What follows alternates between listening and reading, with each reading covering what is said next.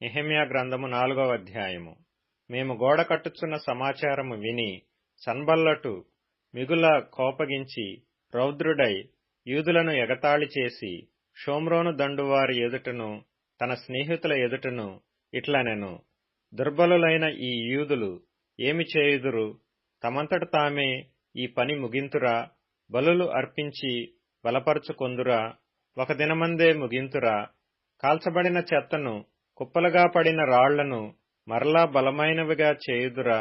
మరియు అమ్మోనీయుడైన టోబియా అతని యొద్దను ఉండి వారు కట్టిన దాని పైకి ఒక నక్క ఎగిరినట్టయిన వారి రాతిగోడ పడిపోవునెనెను.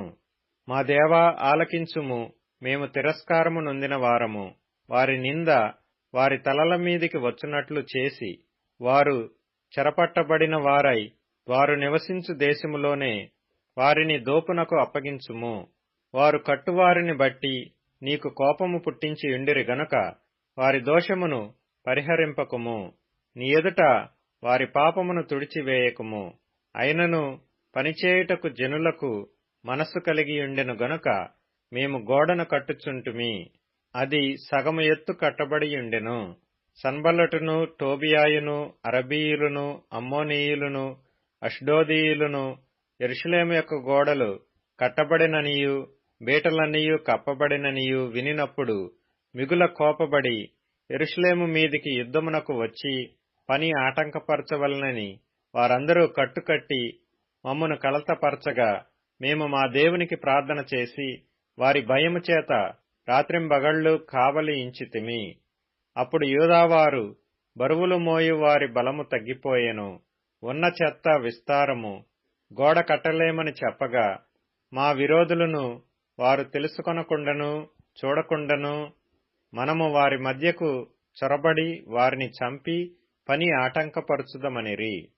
మా శత్రువుల యొద్ద నివాసులయ్యున్న యూదులు వచ్చి నలుదిక్కుల నుండి మీరు మా సహాయమునకు రావలెనని మాటిమాటికి మాతో చెప్పగా అందునిమిత్తము గోడ వెనుకనున్న దిగువ స్థలములలోనూ పైనున్న స్థలములలోనూ జనులను వారి వారి కుటుంబముల ప్రకారముగా వారి కత్తులతోనూ వారి ఈటెలతోనూ వారి విండ్లతోనూ నిలిపితిమి. అంతట నేను లేచి చూచి ప్రధానులతోనూ అధికారులతోనూ జనులతోనూ వారికి మీరు భయపడుకుడి, మహాగణుడును భయంకరుడు నగు యెహోవాను జ్ఞాపకము చేసుకుని మీ సహోదరుల పక్షముగాను మీ కుమారుల పక్షముగాను మీ కుమార్తెల పక్షముగాను మీ భార్యల పక్షముగాను మీ నివాసము మీకుండునట్లు యుద్ధము చేయుడి అంటిని. వారి యోచన మాకు తెలియబడిననియు దేవుడు దానిని వ్యర్థము చేసిననియు మా శత్రువులు సమాచారము వినగా మాలో ప్రతివాడును తన పనికి గోడ దగ్గరకు వచ్చెను. అయితే అప్పటి నుండి నా పనివారిలో సగము మంది పనిచేయుచూ వచ్చిరి. సగము మంది ఈటెలను, బల్లెములను, విండ్లును, కవచములను ధరించిన వారై వచ్చిరి. అధికారులు యూదులలో ఆయా ఇంటివారి వెనుక నిలిచిరి. గోడ కట్టువారును, బరువులు మోయువారును, బరువులు ఎత్తువారును ఒక్కొక్కరు ఒక చేతితో పనిచేసి ఒక చేతితో ఆయుధము పట్టుకొని ఉండిరి. మరియు కట్టువారిలో ఒక్కొక్కడు తన కత్తిని నడుమునకు బిగించుకొని గోడ కట్టుచూ వచ్చెను. బాకా ఊదువాడు నా యొద్ద నిలిచెను.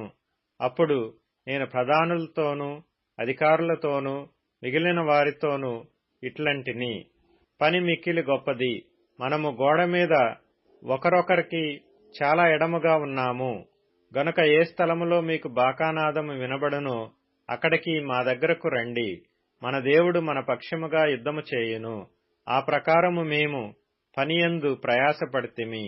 సగము మంది ఉదయము మొదలుకొని నక్షత్రములు అగుపడ వరకు ఈటెలు పట్టుకొనిరి. మరియు ఆ కాలమందు నేను జనులతో ప్రతివాడు తన పనివానితో కూడా యెరూషలేములో బస చేయవలెను. అప్పుడు వారు రాత్రి మాకు గాపుగా నుందురు, పగలు పనిచేయుదురని చెప్పితిని. ఈలాగున నేను గాని నా బంధువులు గాని నా పనివారు గాని నా వెంబడియున్న పారావారు గాని ఉదుకుకొనుటకు తప్ప మరి దేనికిని మా వస్త్రములను తీసివేయలేదు.